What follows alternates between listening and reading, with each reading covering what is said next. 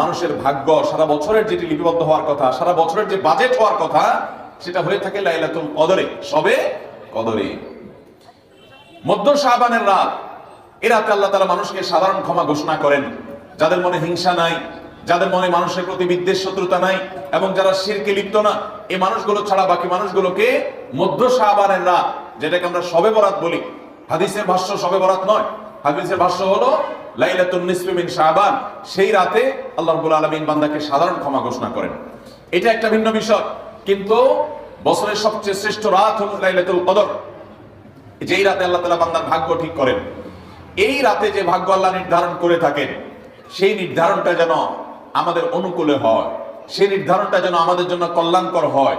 আল্লাহ যেন আমাদের ভাগ্যে ভালো কিছু লেখেন, খারাপ কিছু যেন না লেখেন।